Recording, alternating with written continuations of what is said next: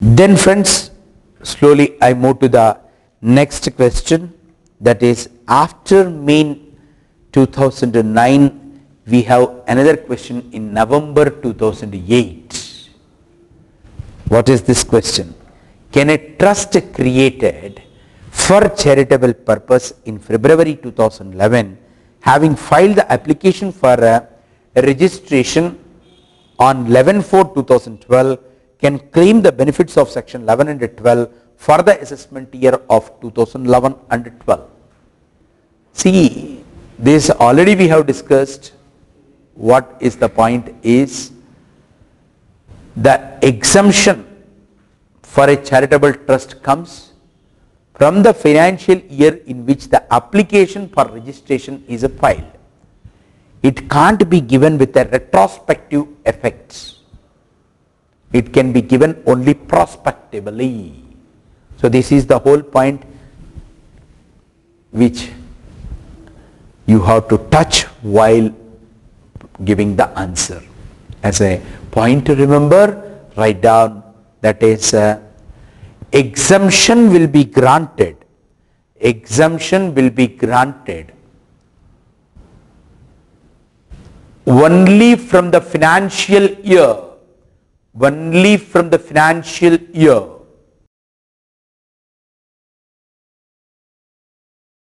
in which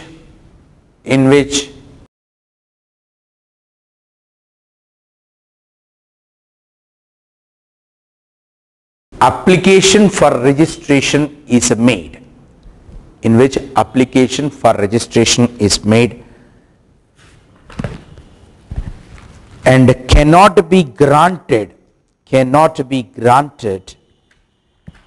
retrospectively. Cannot be granted retrospectively. So this is the question. What we have studied is November 2008 new syllabus. November 2008 world syllabus also we have a question. And that question, friends, believe is given for 6 marks, 3 bits. This is the problem today of the direct tax paper. I really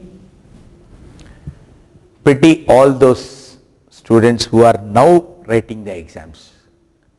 Gone are those good olden days when we were writing the exam. We have about 6 questions to answer and not more, even if bits and all is being considered, also not more than 12 bits. Today, when I am looking at the direct tax paper, I came to know that it is more than the knowledge. It is a speed, is the test is for the speed. The test is for the very clear understanding of the subject. General writing, nothing, because like such a small bits, about 30 bits you have to answer. Bits, sub-bits put together, if I see, there are 30 bits.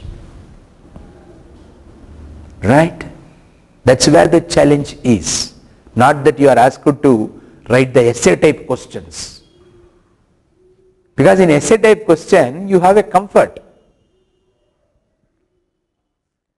And moreover, most of the students preparing for the CA exam are all convent based students. In convent education, kaisa rehta? Write about the things done by Mr. Ashoka. The convent teacher says, you can't just like that write 4 points or 5 points.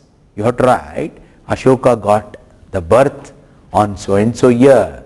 From that you have to start. That is convent education. But CA is not a convent education. You have to quickly come to the point. And you should never beat round the bush. That's what, because this is a game by itself. Try to understand, play it well. Love to play. And hit hard. When things are getting hard, try hard to achieve the target. Now let me read the question, friends, which was given in November 2008. Bharat Charitable Trust, created on 1/1/2006, applied for the registration of a trust under section 12A Income Tax Act of the Income Tax Act before the Commission of Income Tax on 1/7/2011. कब trust start हुआ? 1/1/2006. कब इनो शुरुआत कर रहा, application कर दिए 1/7/2011, and requires for condonation for the delay in making an application. Explain with reasons the period for which the trust is eligible to get the exemption under section 12A of the Income Tax Act. See, prior to November 2008, I still remember these trusts, these charitable entities used to get exemption retrospectively also. But subsequently, your Finance Act of 7 or 8 brought the amendment stating that it's only prospectively it can be granted. So the question, the answer for this question is only from the year in which the application is made for registration under section 12A, the exemption can be granted for the incomes. It can't happen retrospectively. Second bit of this question is, can the exemption under section 11 and 12 can be denied if the trust is holding investment in equity shares of public listed company? There is a, you should know 11.5. What is 11.5? What are the specified modes of investment? The specified modes of investments include investment in the shares of a public sector company, shares of a depository, and units of the mutual funds. So if in this particular problem, if it is stated that the amount is invested in a public sector company's shares, happy well it can get exempted because it is one permitted modes of investment only. Write down, that is investment in A, shares of public sector company, A, shares of public sector company, 2, shares of depository,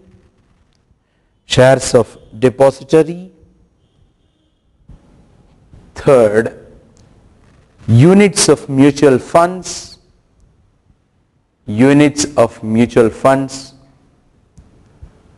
are permitted under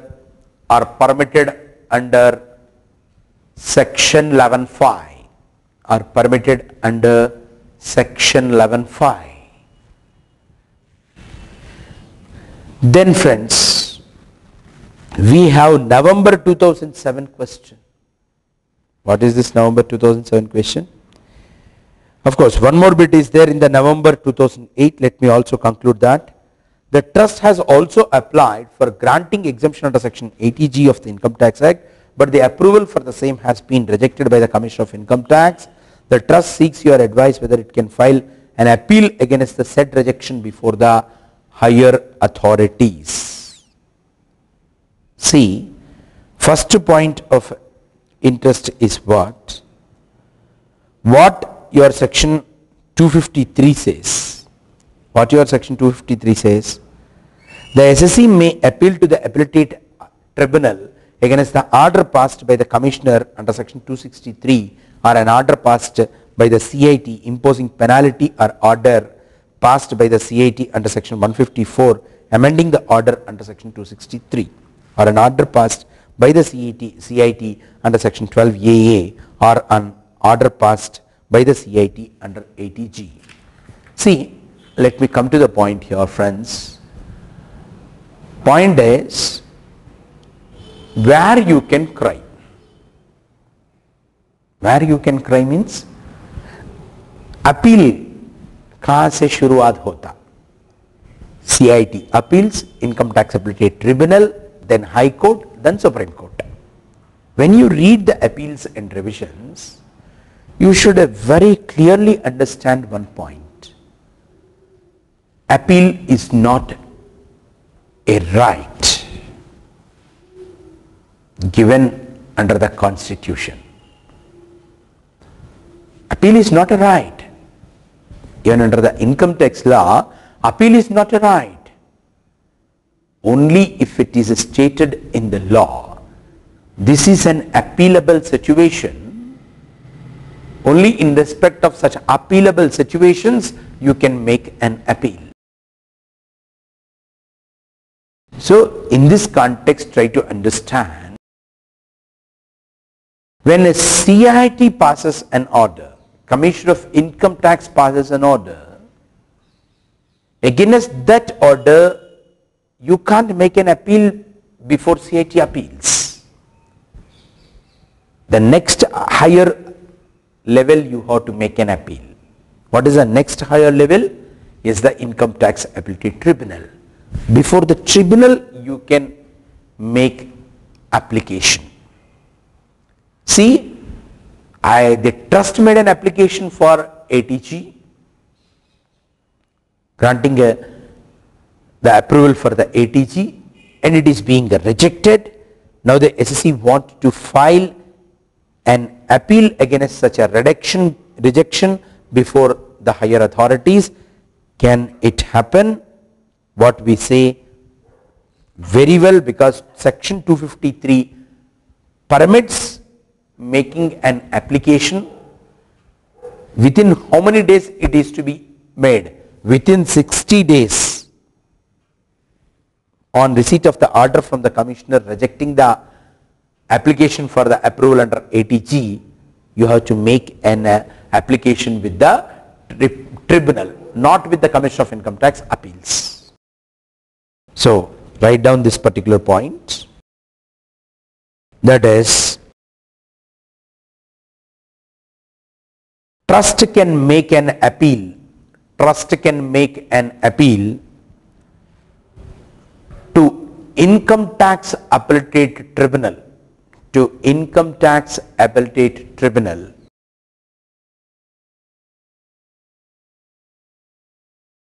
within 60 days,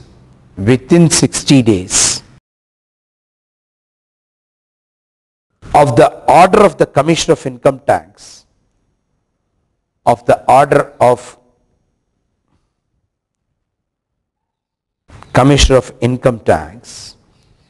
rejecting the approval under section ATG,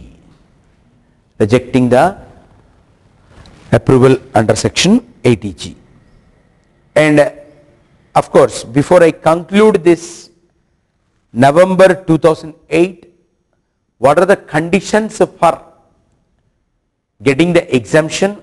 One is, it must be a registered one under section 12AA. Second is, before claiming this exemption under 11 and 12, if the income is exceeding 1,80,000 rupees, it need to get its accounts audited. And third is, the exemption only if 85% of the income is being applied for charitable purpose. These points you should list out. Now I move to the November 2007 question. Look at. See, a trust is created for charitable purpose, also derived income from letting halls for functions. Director of Income Tax Exemption cancelled the registration on the ground that trust was carrying out a commercial activity. There is one trust. It let out the halls and earned the income and applied that particular income. Now the income tax officer says what? That is, since you are into the commercial activity, I am not going to allow you to claim the exemption. For this, we should write the definition, and finally should say that in case if the main object happens to be advancement of any other general public utility, then only this prohibition of commercial activity comes into play, and that too also if the receipts are exceeding 25 lakhs. This point you have to touch. Okay, again I am not making you to write because already you have written that point. Now coming to the point of May 2007. So this is a regular visitor in the CA final paper. So a charitable trust referred in section 11 which applied the entire amount of anonymous donations for the purpose of the trust during the relevant financial year. Then in that case, can the trust claim the exemption? Then trust is established wholly for religious purpose which applies 75% of the amount of anonymous donations, 85% of the amount of the donations for the purpose of the trust during the relevant financial year. This question demands your clear understanding of anonymous donations and the taxation aspects. Earlier also I made, when we discussed the concept, a note on, I made you to write two columns. One is the different types of trusts: complete charitable purpose, complete religious purpose, charitable and religious. Now our point is what, friends? If your trust is a charitable, established for charitable purpose, if you are getting anonymous donations, such an anonymous donations to the tune of 5% of the total donation or rupees 1 lakh, it gets exempted. Above, it gets taxed at a maximum marginal rate, that is 30%. But in case if your trust is a trust established for religious purpose, wholly religious purpose, temple and all, then if it gets anonymous donations, happy will, if it is going to apply such donations for charitable purpose, then it can claim the exemption. So this is one point which should come into our mind. And in case if it is a case like anonymous donations are received with a specific direction, then even if it is a religious, such anonymous donations will not get the exemption. Because specific purpose bole to, that person is coming to you just like that, not throwing the money into the, what is it, hundi, right?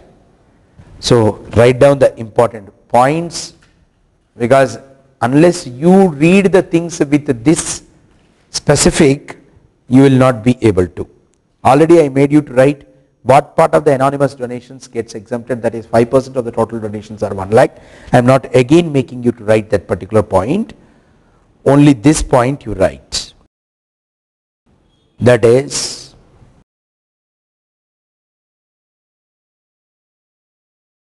provisions of subsection 1, provisions of subsection 1 of section 11 shall not apply to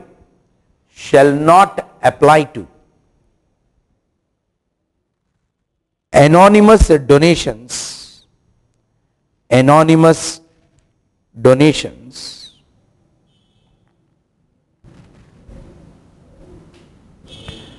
received by a trust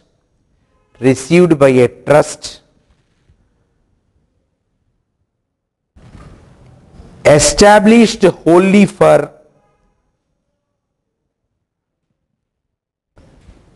religious purpose or established wholly for religious and charitable purpose. established wholly for religious and charitable purpose.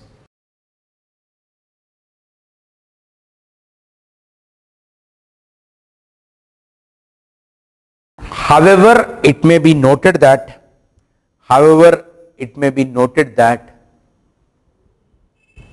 this exclusion is not applicable. However, it may be noted that this exclusion shall not be applicable to the anonymous donations,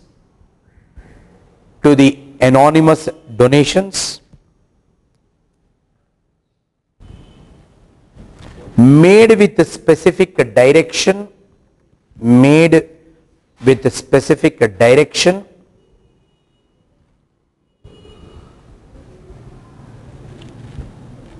given for any university,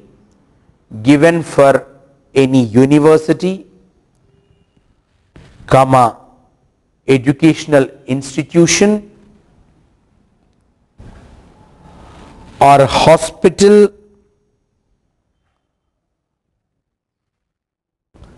or other medical institution,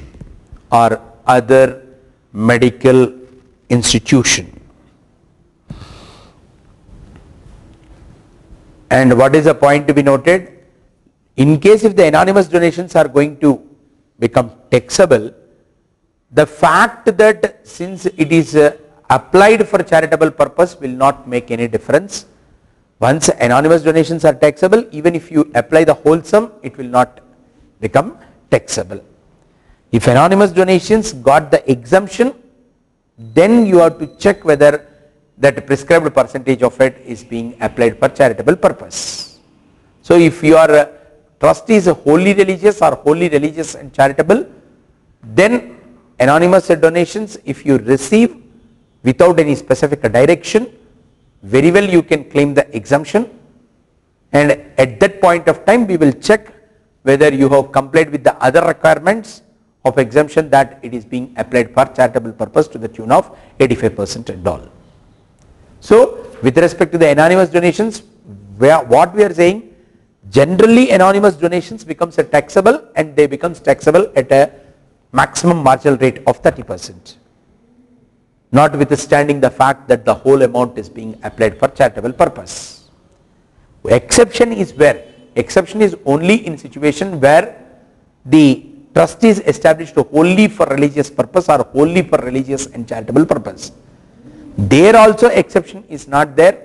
In case if the donation is given with a specific direction that that money must be used for by a university or by a medical institution or a educational institution.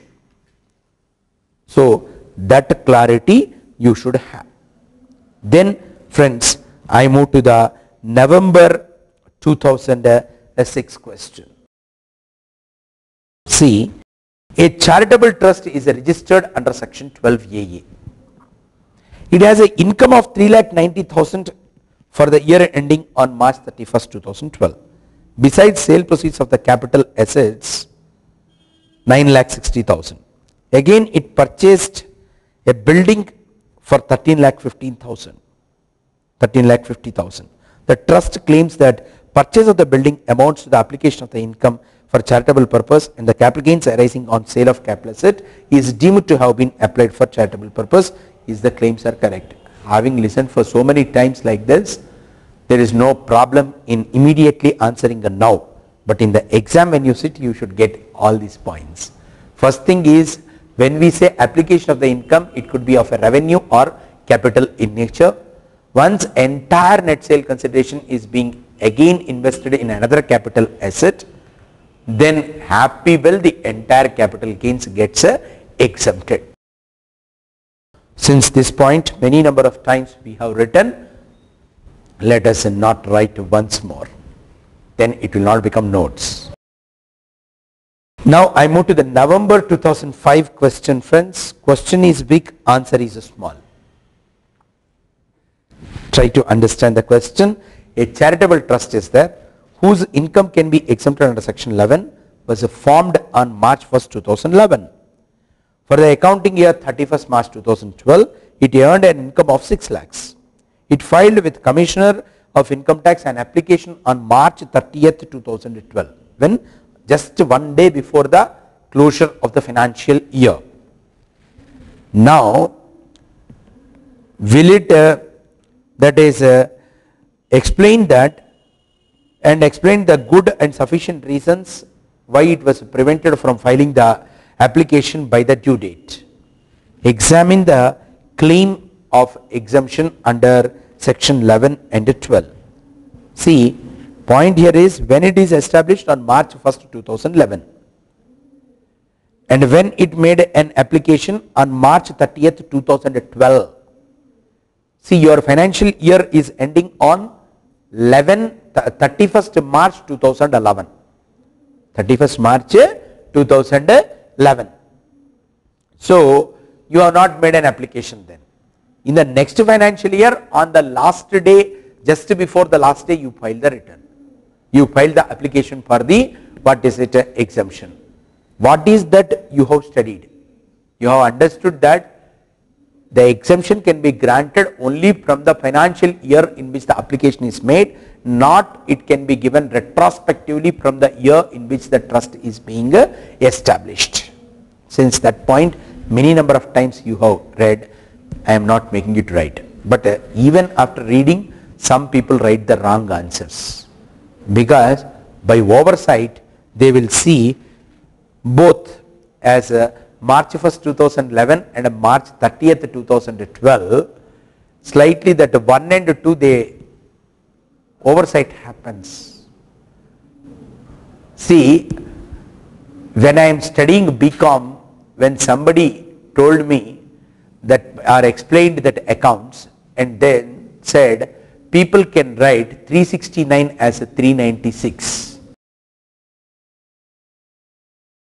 Because one of the teacher of mine told how to detect the errors. He said when the difference is coming in the trial balance, divide it with 9 something, whereby if exact number comes, then it is that somewhere that is figures got exchanged, transport.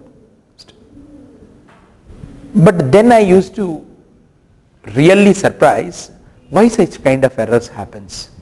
Carry forward errors. A page se wo page lene se figures people may wrongly carry forward. Why wrongly they will carry forward? They have got brain and they have got eyes. Then after joining in CA, I came to know after doing the articles why it will happen. When you start doing it, you will be knowing what are the real practical problems. So, in this context, then one time I still remember, I made all hard work and spent 2 days to prepare a trial balance from a big ledger. It's not getting tallied even after 2 days of my doing it. My senior just came like that and then said, Chakravarti, there is one carry forward error which you could not identify. Immediately, I still remember 2 pages of the trial balance which I prepared so patiently, I teared it off. Young, energetic Chakravarti. Then immediately my senior said, you are offending me. How I offended you? See, you made a hard work for 2 days, prepared a trial balance, there is some mistake, you are not able to identify, you called me. Just because you called me, I told that this is the problem. Immediately you are getting angry on me and tearing it off and all. Don't get disappointed. It happens. We are dealing with figures. Oversight is always possible. अब जो करे तुम pieces कर दिए ना, again sit for 2 days and do all what you have done. I am not going to do. Right.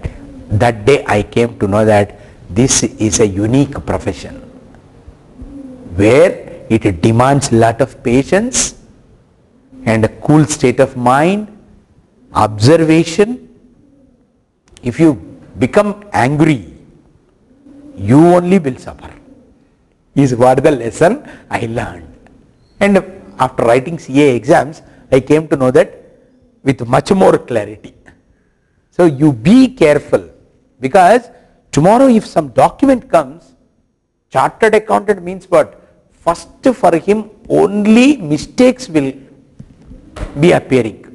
If anybody gives a paper, mistakes, our eyes will immediately catch the mistakes in drafting and in that document.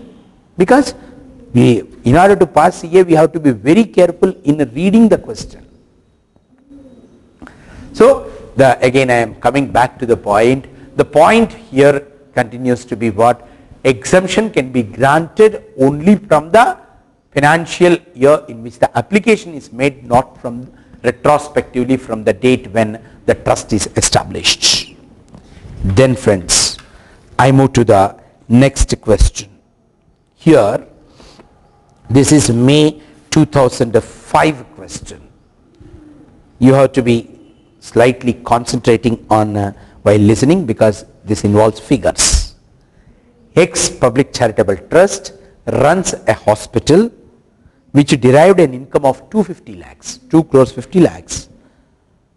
Then expenses incurred to earn such income are 55 lakhs. Depreciation on various assets is 15 lakhs. Out of the income of 250 lakhs, the amount accrued but not received by 31st March is 20 lakhs. The institution earmarked and set apart 30 lakhs on March 2012 to give as an advance for the building intended to be taken on lease for expansion of its hospital. But the amount was paid on April 7th, 2012. We intended, but the amount of advance is given on April 7th, 2012. And the lease agreement could not be signed by 31st March 2012. The trust has got ERP package developed and installed by an IT company during the year. The total cost for that ERP package is 85 lakhs. Advise the trust what is the total income that becomes taxable. And it also invested 12 lakhs for the purchase of desktops and laptops. The whole testing here is what? Whether you are having a clarity as to what amounts to application of the income. Straight how you are starting, what is the income? 250 lakhs. How much you can accumulate? 15%. 250 lakhs into 15% is 37.5 lakhs. And what are the expenses you incurred? Is 55 lakhs. Apart from that, depreciation on assets amounts to application of the income. ERP package, capital expenditure, still it is application. Purchase of the desktops and laptops, still application. 20 lakhs which is not received till the end of the financial year, just by giving intimation before the due date you can reduce it. Coming to the advance, you thought of but not given. So here is advance for the building has not been given but has been simply set apart, and a lease agreement has also not been signed. If that is the case, that amount will not, just by your setting apart the funds, we don't say that it is an application of the income. Necessarily the amount must be spent for you to call it as application of income. So the whole question revolves on the point of whether you know what constitutes application of the income. See, when I look at the total charitable trust taxation, what I found is 5 to 6 aspects are on that only the whole discussion revolves. One is receiving at the fag end, or accrued but not received, and applied for kept aside for a specified purpose. What is a charitable purpose, and who are the prohibited category of persons? Only on this the whole discussion revolves. Now I move to the next question, friends. May 2003. Here what the question says, find out what is the amount taxable. income from the properties held under the trust is 5 lakhs, income from the business incidental to the objects is 4 lakhs, voluntary contributions from the public is 7 lakhs. The trust applied 11.6 lakhs towards the charitable purpose during the year, which includes repayment of the loan taken for the construction of the orphan home for 3.6 lakhs. Determine the taxable income. Nothing is stated regarding the voluntary contribution, whether they are general or a corpus. So answer is developed with if it is a general, if it is corpus. If it is a corpus donations, then only you have two incomes. One is income from the properties 5 lakhs and income from the business 4 lakhs. Total 9 lakhs, 15% you can accumulate. What constitutes 15%? 1,35,000. But you have applied how much? 11,60,000. Excess you have applied than the required. This excess you can show it in the next year also is another important point. Let us suppose in a particular year I applied more than 85%. Then such excess can be used for any deficit that comes in the next financial year is another new point which you are learning. Let us suppose these donations are not corpus donations, these are general donations. Then the total income is 5 plus 4 plus 7 is 16 lakhs. 16 lakhs में 15% कितना होगा दोस्तों? 2,40,000. And you have applied how much? 11,60,000. Balance of the 2 lakhs becomes taxable. So there is no much of a complication here except that you write one point. The excess application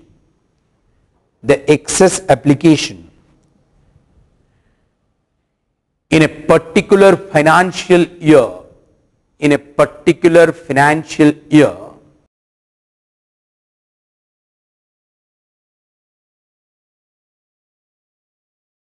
can be utilized to show as an application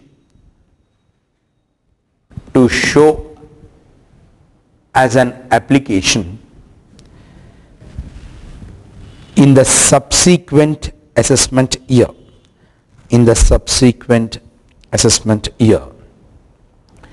Then friends, I move to the November 2002 question, Nagpur Hotel Owners Association Supreme Court judgment. What is this Nagpur Hotel Owners Association? There, of course, earlier we have studied. The point is, if you are not receiving a particular income, it is only accrued or received at the fag end of the financial year because of which you are not able to apply, you can very well write an application for its a future application. But such an application must be given before the due date for filing the return. Supreme Court what it said, even if the SSE by any reason fails to make an application before the due date, he can still file an application before the completion of the assessment, as long as that application is made before the completion of the assessment.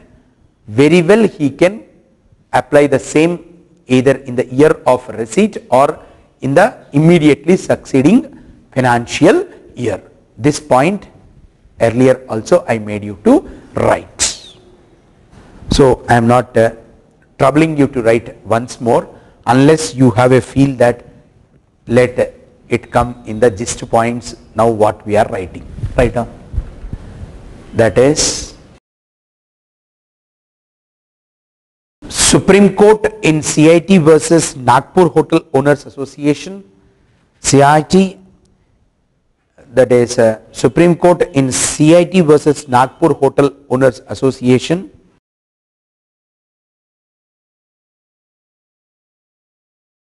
Intimation required under section 11. Intimation required under section 11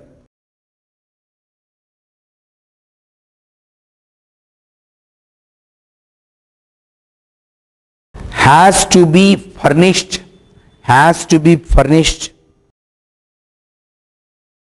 before the assessing authority completes the concerned completes the concerned assessment. See, normally it should be done before the due date. Excuse can be given even if it is filed up to completion of the, before the completion of the assessment. After the completion of the assessment you are giving cannot make them to reopen your concluded assessment is a point. Then the next question is, the income from the property held under the trust wholly for charitable or religious purpose will not be excluded from the total income only if any part of such income is not used or applied for the benefit of certain specified persons. Who are those persons? Who are the list of those specified persons? Author of the trust or the founder of the institution, or any person who is made a substantial contribution of 50,000 rupees, exceeding 50,000 rupees, or where such author or founder or substantial contributor is a HUF, then any member of the HUF, any trustee or the trust manager, whatever the name called of the institution, any relative of such author or founder or a substantial contributor or member of the trustee, or any concern in which any of the persons stated above have got a substantial interest. So many number of times it is stated this particular area is being tested, who are those prohibited category of persons for whose benefit, in case if the income is applied, exemption gets withdrawn is a point. They are being given in the 13.3. Will you love to write?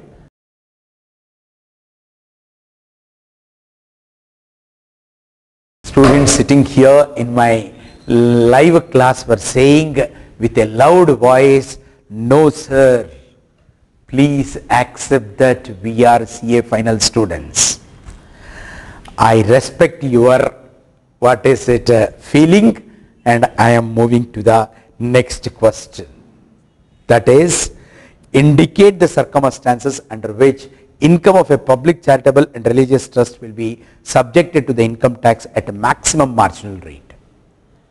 Of course, I made you to write earlier, so that's the reason why I am not making you to write now. But friends, tell me, under what circumstances a trust income gets subjected to the maximum marginal rate?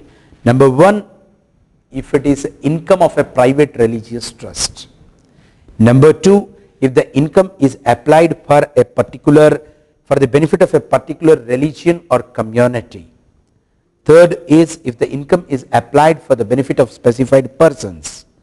Then if it is not invested, the accumulated income is not invested in the specified investments under section 11(5). Similarly, anonymous donations, these are going to get taxed at a maximum marginal rate. Of course, with respect to the anonymous donations, be careful. 5% of the total donations are 1 lakh, whichever is higher, to that extent anonymous donations gets exempted. So this also I am not making you to write. Now let me move to the next question. Question is small, then answer becomes big. Right? Question is big, then the answer becomes small. When you are looking at the invigilator who is giving you the question paper, if that question paper is with 32 pages, immediately you blow a whistle, because if a question paper is big, answer will be less. If any person gives 2 pages question paper, that means he is asking you to write more. Right? See, the question here is, of course this is a big question only, so answer will be the small answer. Income from, public charitable trust furnishes the following data for the financial year ending on March 31st, 2012. Income from engineering college affiliated to the university is 10 lakhs. Income from the properties held under the trust 26 lakhs, but out of which 2 lakhs was not received during the year and 3 lakhs was received on the last day of the financial year. Net income from the business held under the trust is 2 lakhs and incidental to the main objects. And then amount spent for free scholarships 9 lakhs, repayment of the loan taken for construction of the building is 3 lakhs. compute taxable income. So first, income from the engineering college 10 lakhs, income from the property held under the trust 26 lakhs, and net income from the business held under the trust 2 lakhs, put together is 38 lakhs. Out of that 15% you can very well set aside 5.7 lakhs, and then the balance comes to 32.3 lakhs.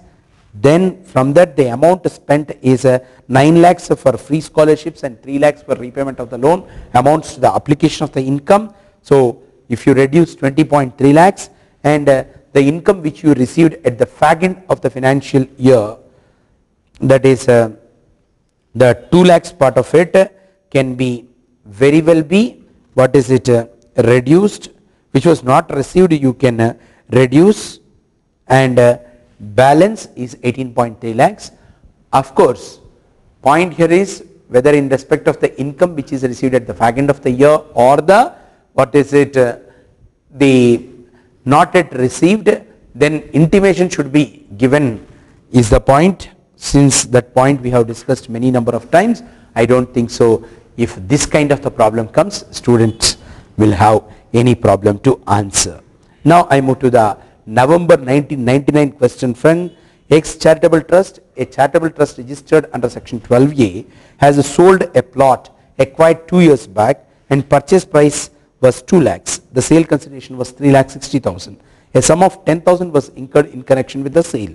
The trust acquired English mortgage worth of 3,10,000 of an immobile property utilizing the sale proceeds. Is the trust entitled for exemption under section 11(1)(a)? Of course, the question is more on making you to understand what is English mortgage.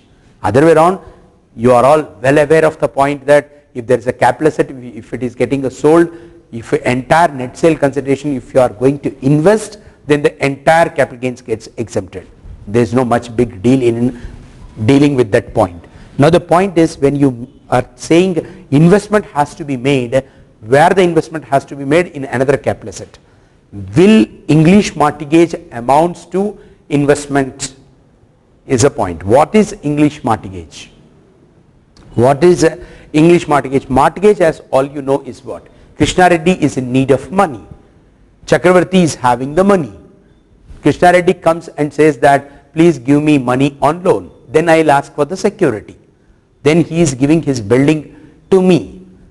Then the moment he makes repayment of the loan, then I have to give back his papers. If he don't give me the money, then I can very well auction that particular building and can recover my dues. So what is the concept of the English mortgage? See, as such, mortgage is a transfer of interest in a specified immobile property for the purpose of securing the payment of the money which is advanced. So the definition of the mortgage in section 58 of the Transfer of Property Act 1882 also clearly says the same. See, even under our laws, Transfer of Property Act says what? If a property is given on mortgage, if the person who has taken the money don't repay, the person who lent the money has got full rights over the property. So in an English mortgage, what will happen? Mortgagor binds himself to repay the mortgaged money on a certain date and transfer the property absolutely to the mortgagee, subject however to a proviso that he would retransfer it to the mortgagor upon the payment of the mortgaged property. So in an English mortgage, what is stated? The moment the money is lent and the asset is mortgaged, then that is the person who lent the money can enjoy that particular property. But with a proviso stating that if the other person repay, again acceptance must be for retransfer of that particular property. See, in Indian context, in a mortgage situation, property is not getting immediately transferred, whereas there in the English mortgage, it is stated that the property is getting immediately transferred with a proviso that the other person, if he repays, again this person need to retransfer that particular property to the the person who has borrowed the money. But in any case, that is about English mortgage. But in this particular question, what is our point? That is lending the money on English mortgage, under the English mortgage, will it amount to the application of the income? What is being stated is very much giving the money under English mortgage amounts to, what is it, application of the income. Write down that one point. That is, acquiring English mortgage, acquiring the English mortgage amounts to utilization for acquisition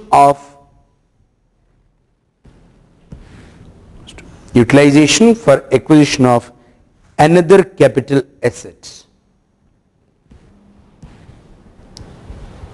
Thus, trust is entitled for exemption. Thus, trust is entitled for exemption. Another question in May 1997 is, friends, application of the income by virtue of section 11(1)(a) should necessarily result in revenue expenditure. Discuss. Once the clarity is there, this much of the listening you made, you know that application can be for the revenue or the capital expenditure is a point. Then we have May 1996 question. I don't see a point in reading that particular question because it's a simple situation of income being 12 lakhs, 15% of it being can be set apart 1,80,000. Then the remaining amount is a 10,20,000. They applied 6,20,000, and the balance automatically becomes taxable. How to avoid the tax on it? You create a specified purpose so that you can postpone the taxability on it. Of course, if you say something that I am keeping aside the same for a specified purpose and intimate the same to the department, and only on expiry of the specified period for which the permission is given for you to make an application gets expired, in that year it becomes a taxable. And the last question is May 1994 question. I am not reading the question. This question also demands you to write the definition, that is what is the meaning of a specified person, but loud to listen at least once more. What is it? Specified person. Who is a specified person? The author of the trust, founder of the trust, or any person who has made substantial contribution, that is more than 50,000 rupees, or where such a, author or the founder of the trust or the substantial contributor happens to be HUF, any member of the HUF, or any relative of such an author or a member or the founder or the substantial contributor, or the concerns where these people have got a substantial interest are said to be specified persons. And if any part of the income is applied for the benefit of specified persons stated in 13(3), exemption gets withdrawn as a point. With that, successfully I completed the charitable trust taxation. Hope all of you enjoyed this particular travel. Thank you.